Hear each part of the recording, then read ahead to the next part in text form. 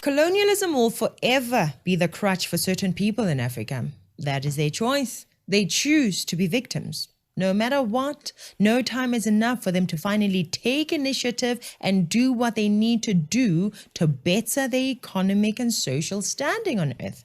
You give them land and power, and they will want you to give them reparations. In fact, they could even start demanding that we ignore all rules just for them.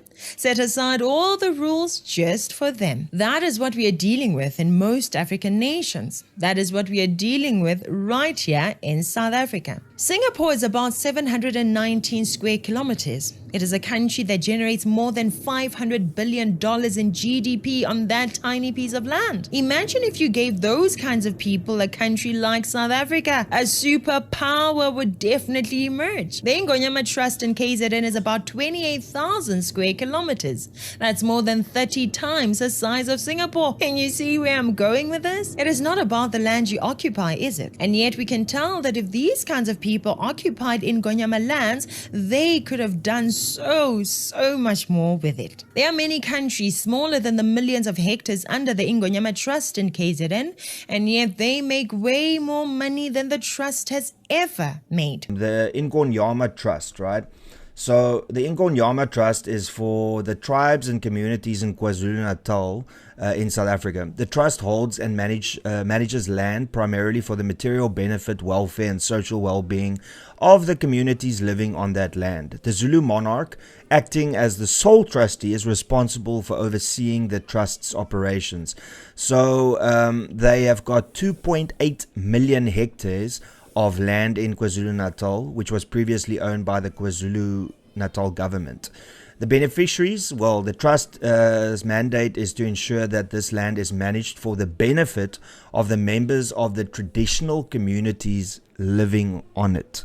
The EFF seems to have a problem with Orania, which in essence is doing exactly the same thing as the Ingonyama Trust, but the EFF is not talking or saying anything about the Ingonyama Trust, which it's 2.8 million hectares. And they have a problem with this little town, 900 kilometers from Cape Town and about 700 kilometers from Pretoria. The EFF has got a problem with this little town in the middle of nowhere that allows anybody to come and visit them and experience Orania, and apparently that's a problem. But the Ingonyama Trust is not a problem. Once again, the double standards that exist here. And once again, just to go back to the Constitution provides for self-determination, and that is exactly what the people of Orania is doing.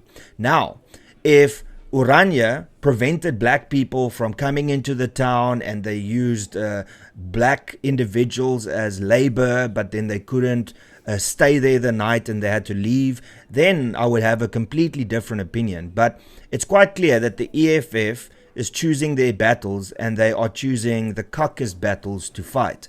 Because out of all of South Africa's problems right now, they are hell-bent on trying to belittle, insult and attack Afrikanerdom and Afrikaans culture. You can see that by them singing "Kill the Boer, kill the farmer," them wanting to go to Orania to threaten people that are just minding their own businesses and assimilating with their own culture, just like the Ingonyama Trust is doing. But yet Orania is always the ones that get headlines in the news, gets attacked by political parties, and nobody says a thing about the Ingonyama Trust.